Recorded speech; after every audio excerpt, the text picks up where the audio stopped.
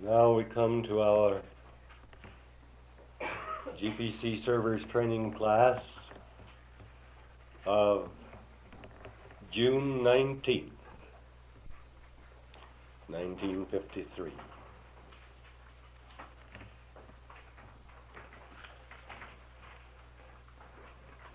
June 19th.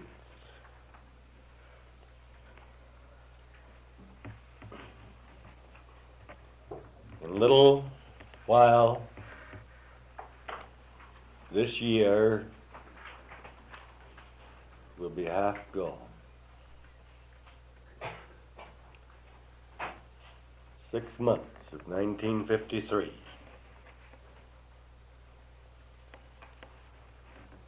Almost gone. And what has been written upon the pages of time has been written. And no man can change it.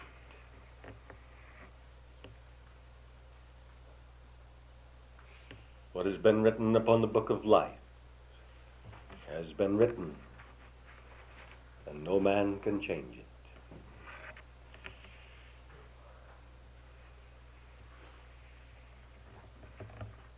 But there is one, the one who dwells, who can make all things new, who can cause the former things to pass away, who has the power to say, the authority, the right to say, behold, I make all things new. We begin to realize that day by day we are giving evidence by our attitudes, by our words and actions, as to whether we conceive the Almighty to be Almighty. The one who dwells, is he only partly mighty, mighty to do this and mighty to do that, well able to do the other thing? But is he almighty? This we reveal by our attitudes, by our words. Not that we should, with the human mind, predetermine what we think the Almighty should do, and in some foolhardy manner venture forth and say, all things are possible with God, and He is the Almighty, therefore I can do this, and He will see me through that. I can plunge in here, I can accomplish the other thing. That is like saying, if thou, O God, art almighty, then command that these stones be made bread. And it is written, thou shalt not tempt the Lord thy God.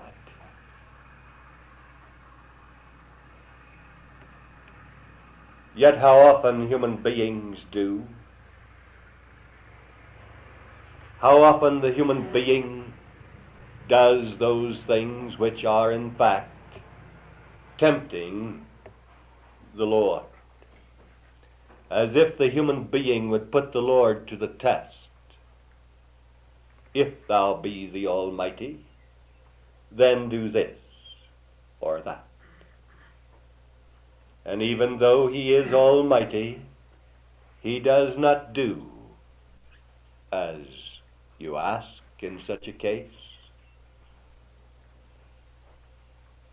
But you may, if you listen, hear the voice of love. It is written, man shall not live by bread alone. Man shall not live by the patterns of his own actions, by reason of the things in outer form, by reason of the things that he thinks he must have or desire or achieve. Man shall not live by bread alone, but by every word that proceedeth out of the mouth of God. In our meditations last evening, we began to see more clearly the significance of the Word. The significance of the Word. We recall that in the Old Testament patterns,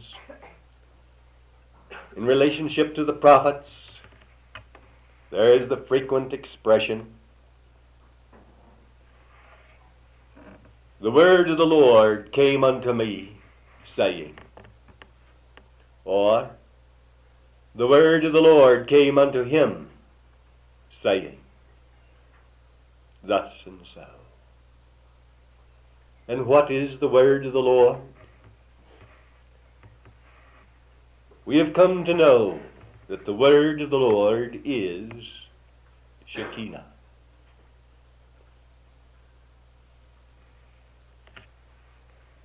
And wherever we read, "The word of the Lord came unto him, saying," we may read properly,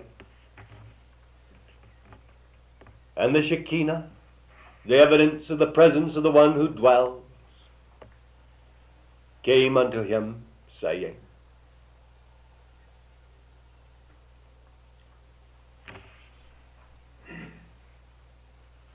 And in this hour of meditation which we share, I would draw you together in the spiritual pattern of being, that you may realize more deeply the reality of Shekinah. There are many things which enter into this pattern which you cannot yet know or adequately realize. But there is that which you do know. And remember to always function on the basis of what you know. Never try to act on the basis of what you do not know, and you will avoid much confusion. The human being is inclined to say, "There is much that I do not know. I do not know this or that." And he begins to function on the basis of what he doesn't know. And then he gets in trouble.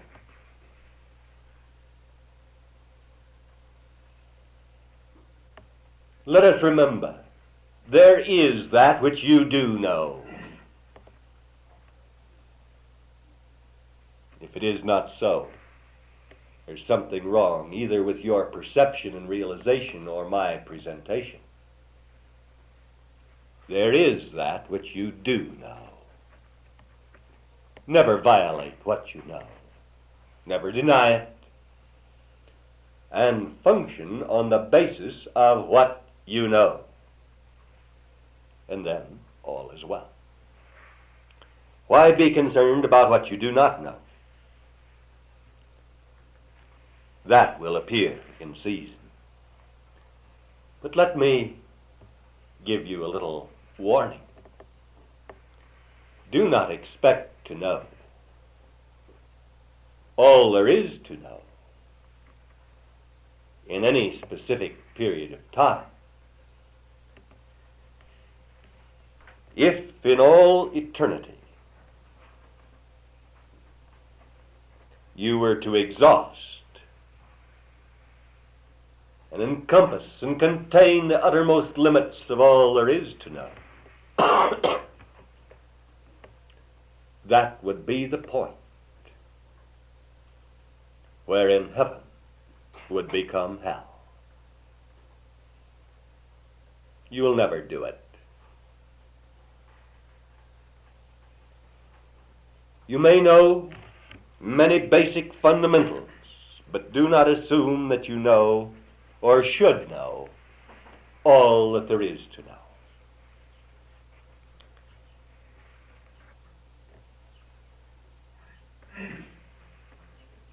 So, there is that which you do know. And knowing that which is true, even if it be but one point, you have a beginning, the place of beginning. And the experience of realization, which is illumination. The experience of realization, which causes you to know any point of truth, any aspect of truth, is in actual fact the working of the Shekinah in you. You need to begin to realize that the patterns of Shekinah are without end, numberless, ever-changing, and all things were made by Shekinah, all the things of God. And without Shekinah was not anything made that was made. Realizing this, you can begin to see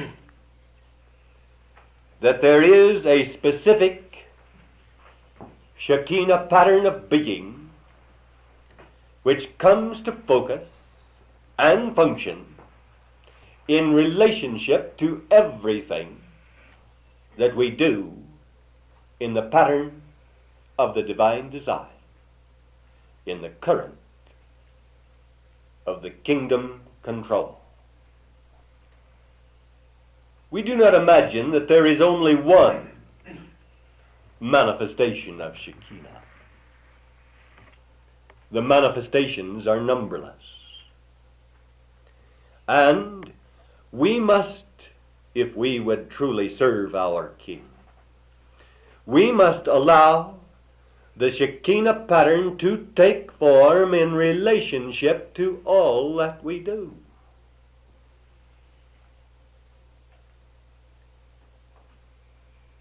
Everything, without any exception. Those whose eyes are blinded by the darkness that comprehendeth not will not see the light shining in the darkness. It may not be evident to the eyes of many round about, but when there is that which needs to be done, we do not properly just plunge into action on the basis of developing the physical form. With respect to anything that is to take form under the action of our hands or by reason of our living, should first be allowed to take form in Shekinah. In the beginning, Shekinah created the heavens and the earth.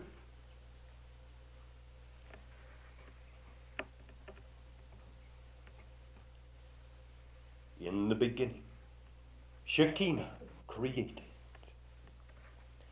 Every creative expression must be the expression of Shekinah.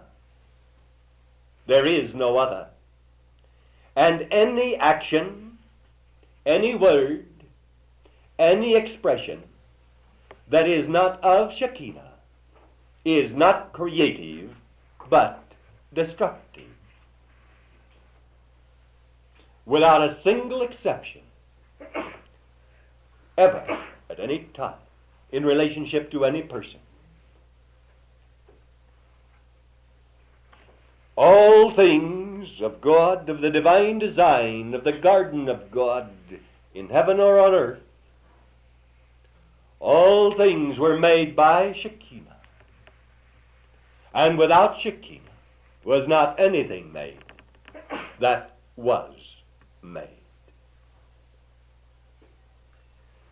In the beginning of any creative action or expression of being, there must first be Shekinah. And if Shekinah is not allowed to come to focus as the manifestation of the presence of the one who dwells, the Almighty, so that the thing that is made may be in fact made by Shekinah, then that form which human beings put together of the substance from the earth is not a true form.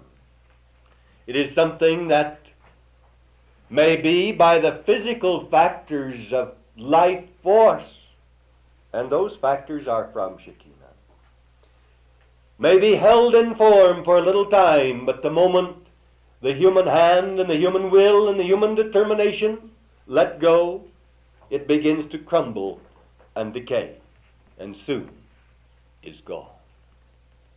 Why? The force of Shekinah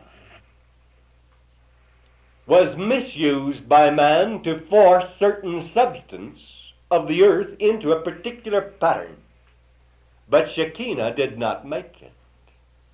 Man put things together to make something, but soon the form is gone. The things that were made, the things that were created in any time past, were the working, the result of the working of Shekinah. We look back in history and we note certain individuals who were considered to be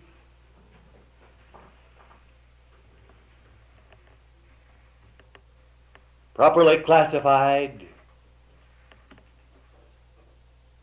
under the term genius. Generally speaking, they were more or less unbalanced individuals. Generally speaking, genius manifests in just one particularized field, and the rest of the human life is, comparatively speaking, dwarfed, insignificant. Some expression, for instance, perhaps a poet, perhaps a great leader of some sort. Generally speaking, just one avenue in the individual's life expression reveals genius. What is that? With respect to that particular type or that particular pattern, that human being, man or woman, has learned to function in relationship to Shekinah. Perhaps somewhat distorted, perhaps definitely misused. But there has not ever at any time in all the history of man been what might be properly classified as genius without the reality of Shekinah in relationship to that individual. Music, art in any form, the brilliant expression, creative in accomplishment through any human being, anywhere. What is it that makes the great physician in the realm of medicine or surgery. Two men go to the same school, apparently have the same capacity, same intelligence, same ability. They study under the same teachers, under the same conditions. One comes out a more or less mediocre doctor. He goes by the book. He may have a great deal of knowledge, and in the ordinary course of events, he may be considered a good doctor. If he has any real concern for his patients, is not utterly selfish in the destructive sense, he will have enough of the pattern of Shekinah working through him so that he at least has compassion. And he may be a good doctor. But the other, apparently by chance, without any outer reason, seemingly, the other finds attunement with something. What is that something? Shekinah. And while he is trained to a specific sphere of work and endeavor, and the patterns must necessarily manifest on the basis of his training, he has a peculiar insight, a peculiar understanding, something beyond the ordinary level. He's brilliant, and he achieves something far beyond his classmate. And so we begin to see that there is indeed in every manifestation of genius, in any field whatsoever, wherever it manifests, something of the reality of Shekinah. Every constructive thing, and those who have had a genius for being destructive, they have had the capacity of attunement with Shekinah, but have misused and abused, and so have destroyed themselves and others. We can see that pattern at work, the sort of thing that manifested, for instance, with Hitler. The destruction he brought upon himself and upon his nation and upon other parts of the world, countless human beings. A misused, abused capacity to contact the Shekinah force. Now, in such a case, Shekinah does not function in relationship to the individual as in the constructive case. And let's not get off on a tangent trying to understand just what makes a Hitler. That isn't so important. What is it that makes a man or woman of God in the divine pattern? That is important. So, you've been called out of the world, pattern as it is, to share in the divine outworking by which you might become a noble man or a noble woman in the service of our King.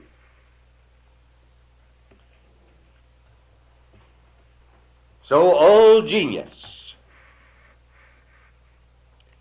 represents a particularized capacity to contact Shekinah.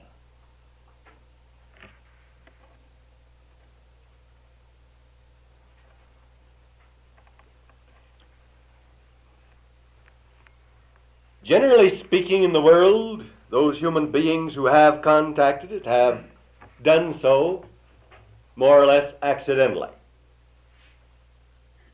All kinds of theories, teachings, and philosophies have been developed which are supposed to make it possible for the ordinary man or woman to equal the feats of genius. We have so many that I could name, but in actual fact they do not, because they do not understand. And hoping to equal the feats of genius is a poor goal. If we have no greater goal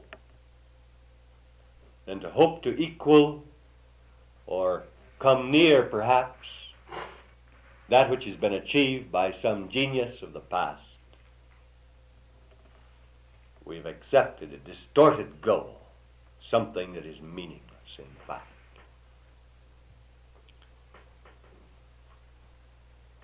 We are here as instruments for Shekinah.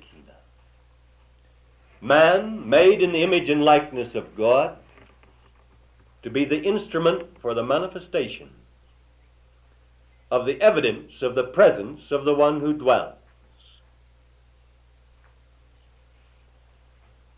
If you fully comprehend that brief statement, you understand much.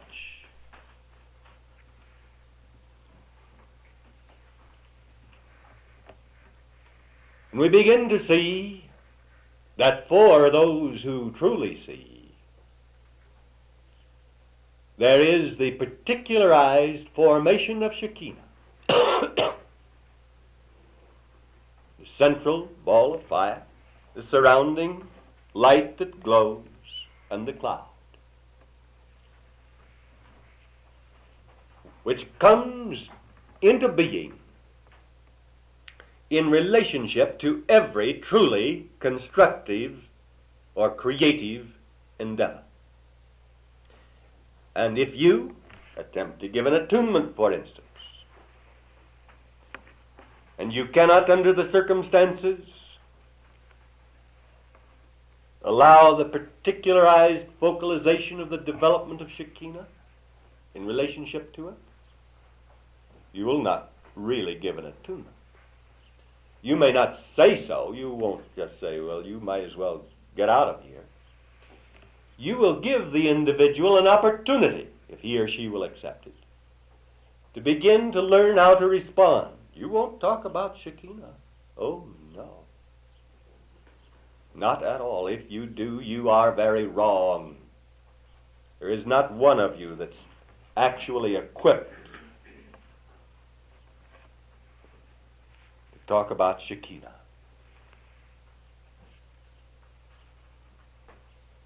In the sense of undertaking to convey to someone else. The point is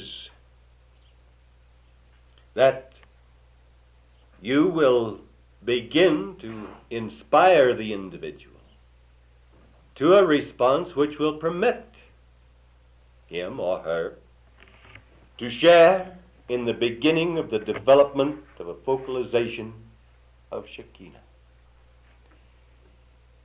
For that particularized development must appear before the actuality of attunement is established.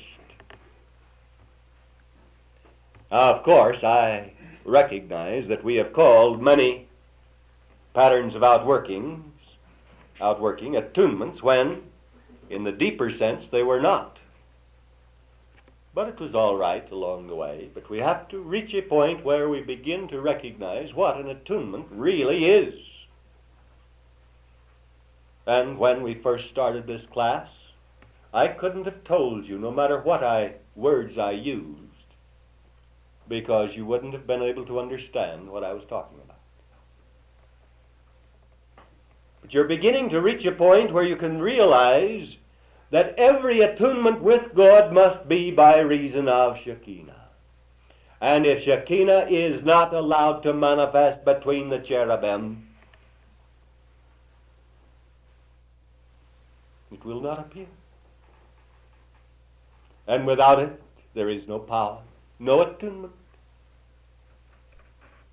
just an emptiness, just a form, just actions and words that mean nothing. In other words, you must learn how to let the specific pattern of Shekinah take form in relationship to that which you do. You, as an individual alone, cannot arbitrarily cause it to be so. But when there is the right pattern of relatedness established with someone else,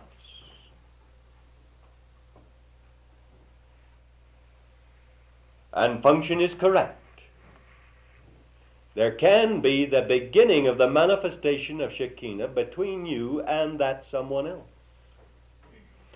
But you must both stand upon the mercy seat, if it is to be so. Your foundation must be in the law of God, in the rod of truth, the law of God, the revelation of the finger of letters of fire, the rod of truth, Aaron's rod that budded, the bread of life, the basic triangle of being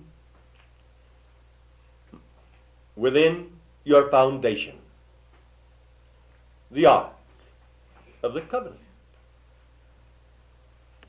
And you must learn to stand upon the mercy seat. What was it the Master said? Blessed are the merciful, for they shall obtain mercy. And is there one among you who has no need of mercy?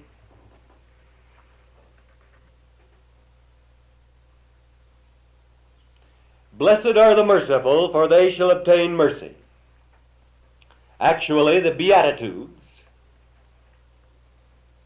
properly recognized and understood, portray the basic principles essential to coming to a point where you can be a cherubim, a cherub, a servant of God, an angel of God, whatever you want to say, standing upon the mercy seat. But you may be standing upon the mercy seat,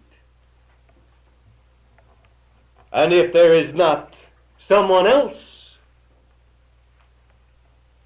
who stands upon the mercy seat, somewhere, somehow, with you, you standing there alone cannot make manifest the conditions essential to the revelation of Shekinah. There must be two, one at each end of the ark of the covenant, with the mercy seat between. And it's above the mercy seat, between the cherubim,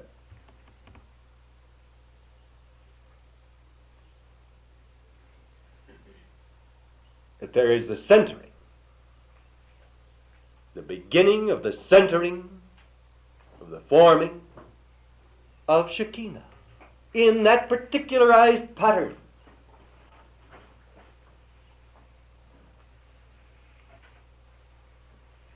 Perhaps it would help you to begin to see this more clearly if we did a little supposing within the range of reality. Just suppose every man, woman, and child upon the face of the whole earth were centered in God, completely under the kingdom control of the Spirit, letting life truly manifest. The Shekinah light is the life of man.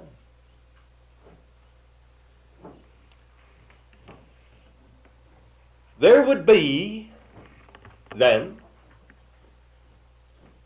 around the entire surface of the earth, wherever there's land at least.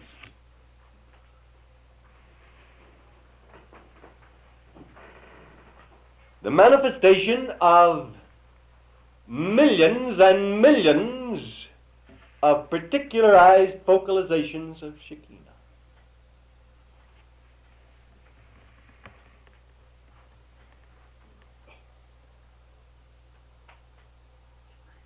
There is, or would be, a particularized Shekinah pattern between any given individual and each of his true friends. Suppose some person had 100 friends. There would be 100 balls of fire and glowing lights and manifestations of cloud in relationship to that one individual who centered the 100 friends. But they in turn would have other friends. And each might have anywhere from, what shall we say, 1 to 100, more or less. In some cases, many more, of course. Manifestations of Shekinah, and it would cover the earth's surface. And everything that would be done, every word that would be spoken, every action, would be on the basis of the expression of Shekinah. In actual fact. The earth would then be a sun, glowing, shining, in its place in the solar system and the cosmos. A sun. A manifestation of the only begotten Son of God. How often back through the months we have shared have I told you that Shekinah is the only begotten Son of God? Did not I say the Christ Spirit? Light and love and life, or however you want to put it. What is love and light and life? What is the Christ Spirit? What is the only begotten manifestation of God, that which gives evidence of the presence of the one who dwells? Shekinah. For the Christ of the New Testament and the Shekinah of the Old are one and the same. And Christ should not be thought of as being any individual, not even our Lord and King. We can speak of him as Jesus, the Christ, the centering and manifestation of Shekinah. But to call him Christ is a statement which reveals a lack of understanding. People act as if they could interchange the words Jesus and Christ and it would be perfectly all right. It is not so. Christ and Shekinah, or Christus, as it is put from the standpoint of the Greek. Christus and Shekinah, the same thing exactly.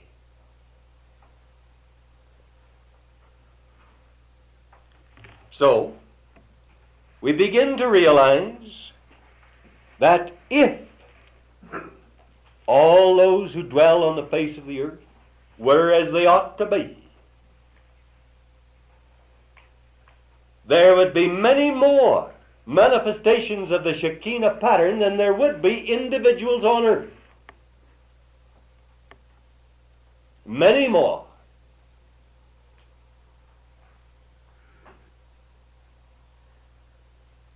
And all things would be the expression of Shekinah, and without Shekinah there would not be anything done.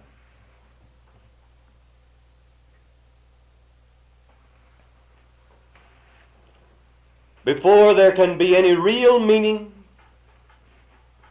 to a pattern of response from any individual in relationship to myself as a teacher or leader, there must be the development between that individual and myself of a particularized focalization or manifestation of Shekinah. And that particular focalization is ours. That person and myself, and it belongs to no other. No one else. That is ours.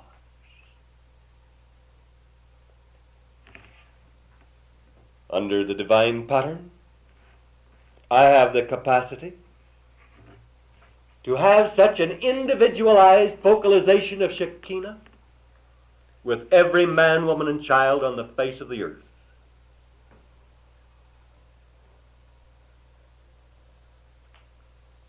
Without any exception, if the individual will let it be so.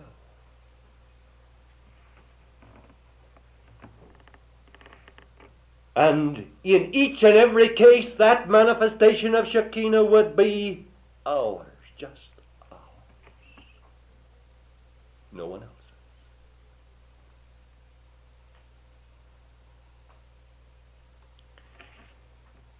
Now, in actual manifestation, well, don't jump to conclusions. You're not ready yet to understand just how all those things work. Function on the basis of what you know and not what you don't know. However, there is the necessity of realizing that nothing worthwhile can be accomplished on earth by anyone, anywhere, under any circumstance without Shekinah. And any human relationship which is not based in Shekinah, which does not allow the manifestation of Shekinah, is an utterly useless relationship.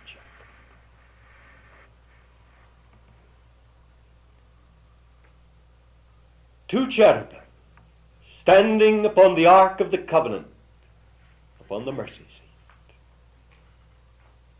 which extends between them. And between the two,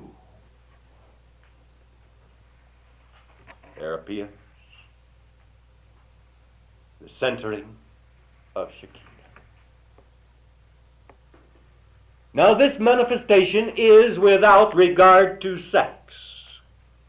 And here we begin to see why human beings have jumped to all kinds of foolish and fanciful conclusions, assuming that the angels of God were sexless creatures and that there was no such thing as sex in heaven, and so on, up and down the line.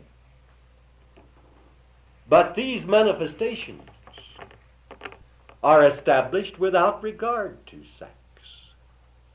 In other words, I can have such a manifestation manifest between another man and myself as easily as I can between another woman and myself, and a woman and myself.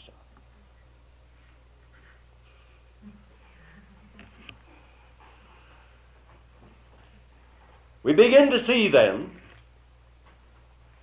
that that which results from the manifestation of Shekinah will be on an individualized basis. And the Shekinah pattern will take form between any two cherubim who stand upon the mercy seat above the Ark of the Covenant. And if you have any foundation other than that, you are attempting to build on shifting sand. For that is the only sure foundation, the rock which the master spoke of, the rock of reality. the man who built his house upon a rock. The house of your endeavor, that which you are achieving, attempting to make or bring forth by reason of living, if it is upon that foundation and the result of the working of Shekinah, then it is well. But if you attempt to duplicate as nearly as you can the same thing without the foundation and without the working of Shekinah, you may be able to fool those who have poor spiritual vision. It may look to many as if it's just as good for a little while, but it's upon the sand. And as soon as the storm comes and the wind blows, it will fall, and great will be the fall of it. Only Shekinah provides us with the opportunity of sharing the creative work of God on earth. And any endeavor that disregards this great truth must come to naught. There should be a Shekinah pattern between every husband and wife. There should be a Shekinah pattern between every parent and child. There should be a Shekinah pattern between all those who are true friends. There should be a Shekinah pattern between the one who carries a pattern of true focalization and all those who serve with that one. And only as you allow, for instance, a Shekinah pattern to develop between you and me can we have any real meaning in the cosmic scheme of things.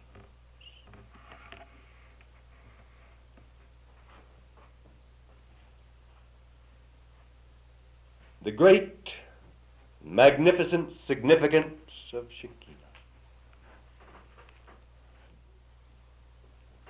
We need to begin soon to learn more about how to let Shekinah take form.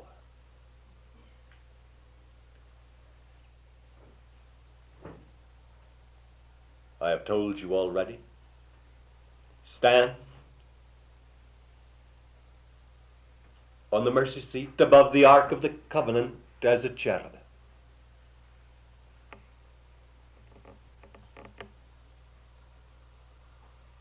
And let, in the divine design, yourself have relationship to a starting point. You know, it's perfectly permissible for you to recognize me in that position if you want to. You don't have to hunt for someone else unless you wish to. And if you refuse to let me share that pattern with you, I might mention you will hunt in vain for anyone else to share it. He who does not share it with me can never truly share it with anyone else. That's the cosmic law. It's the divine pattern. Share it with me, and you will find someone else to share it with you. But it must work on the basis of center. And lo, if your foundation is the law of God written upon the tablets of your heart with letters of fire, and Aaron's rod which budded, the living truth, the same thing that is symbolized by the wine which the Master caused to appear from the water, and the manna, the bread of life. If these are your foundation, this creative triangle, this creative field, and you stand upon the mercy seat, in correct polarity and relationship according to the divine design, you will share the creative work of God on earth. And you begin to realize that man cannot live by bread alone, but by every word, every Shekinah which comes forth from God. So let it be, and we shall share the manifestation of the kingdom that is at hand. There is no other way. The kingdom of heaven is at hand.